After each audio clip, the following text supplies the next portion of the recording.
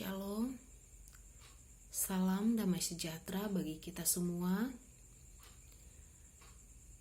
Perkenalkan, saya Juliana Aritonang, STT Rumah Murid Kristus, semester 3 of Campus.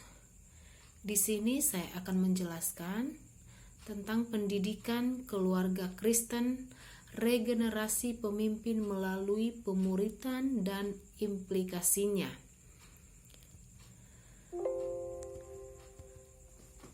Pembahasan konsep pemuritan.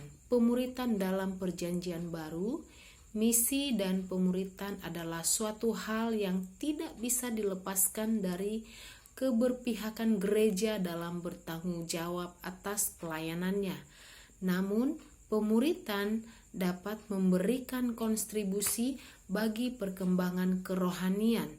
Pemuritan berakar kata murid, berasal dari kata Yunani matetes yang artinya siswa atau pelajar. Dan konsep pemuritan telah terkenal luas dalam dunia Romawi Yunani kuno, dan setiap sarjana dan filsuf Yunani pada masa itu pasti memiliki murid. Namun, konsep pemuritan di Perjanjian Baru mungkin lebih diwarnai oleh pelatihan rabbinik Yahudi pada masa itu. Proses pemuritan adalah pembentukan seorang rabi baru secara utuh. Sang rabi senior membagikan segala sesuatu yang dimilikinya, seperti karakternya, pengetahuannya, nilai-nilainya, dan hikmatnya. Selain menyalurkan pengetahuan Alkitabiah, para rabi juga mewariskan hal-hal yang tidak terdapat dalam buku melalui interaksi dalam kehidupan sehari-hari. Banyak hal yang dilakukan Yesus yang adalah teladan bagi orang percaya, dan tujuan daripada pemuritan sendiri adalah untuk mencapai keserupaan dan kesamaan dengan Kristus itu sendiri. Dan ketika melihat kehidupan Yesus yang akan membuat orang percaya semakin memahami arti daripada menjadi orang Kristen yang dewasa. Dalam 2 Timotius 2 ayat 2 dikatakan di sana, apa yang telah engkau dengar daripadaku di depan banyak saksi, percayakanlah itu kepada orang-orang yang dapat dipercayai, yang juga cakap mengajar orang lain. Paulus mengajar Timotius yang adalah seorang murid yang paling berhasil dimuridkan untuk meneruskan tugas daripada pemuritannya. Melalui ayat ini, Paulus memikirkan pengadaan murid hingga 4 generasi, yaitu yang pertama dirinya sendiri, yang kedua adalah Timotius, dan yang ketiga orang-orang yang dapat dipercayai, yang keempat adalah orang-orang lain. Prinsip-prinsip pemuritan dalam Alkitab, Yesus adalah ahli atau master pembuat murid. Salah satu alasan Yesus berfokus pada pemuritan sedikit orang adalah multifikasi atau pelipat gandaan kepada lebih banyak gembala, seperti ada tertulis di dalam Matius 9 ayat yang ke-36. Dan contoh pemuritan yang paling jelas terlihat di Alkitab adalah yang dilakukan oleh Yesus Kristus dalam kelompok kecilnya, yang konteks di situasinya tentu berbeda dan tidak bisa diterapkan dalam konteks pelayanan kelompok kecil untuk keluarga Kristen kaum awam saat ini, sehingga tidak bisa begitu saja ditiru secara mentah-mentah. Namun, ada juga hal-hal yang secara prinsip dapat diteladani, yaitu yang pertama adalah mempersiapkan diri dalam berdoa, dan yang kedua adalah mengajar kebenaran firman Tuhan, yang ketiga memberi teladan atau memberi suatu contoh yang baik, dan yang keempat adalah doa syafaat untuk murid-muridnya. Yang kelima melatih untuk melayani, dan yang keenam adalah menegur kesalahan murid.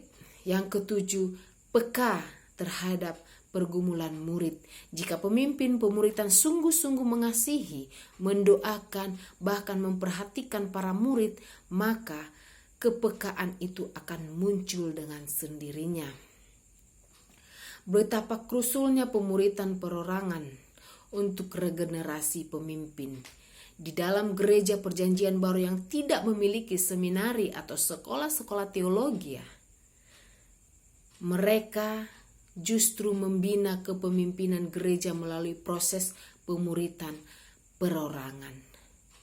Dalam Yohanes 17, doa terakhir daripada Yesus merupakan pelayanan mempersiapkan generasi ketiga. Dan pada Yohanes 17 ayat 9 dikatakan bahwa aku berdoa untuk mereka, bukan untuk dunia. Aku berdoa tetapi untuk mereka yang lebih Engkau berikan kepadaku, sebab mereka adalah milikku. Dan Yohanes 17 ayat 20 dikatakan di sana bahwa dan bukan untuk mereka ini saja aku berdoa, tetapi juga untuk orang-orang yang percaya kepadaku oleh pemberitaan mereka. Sebab apabila pemuritan tidak berjalan sebagaimana mestinya, maka akan lahir orang Kristen formalis, fenomena dan simbolis. Keluarga Kristen dan gereja hanya mentransfer metode kegiatan atau kebiasaan baru tanpa perubahan esensi atau hanya sebagai perkumpulan saja. Munculnya Farisi dan ahli-ahli Taurat baru.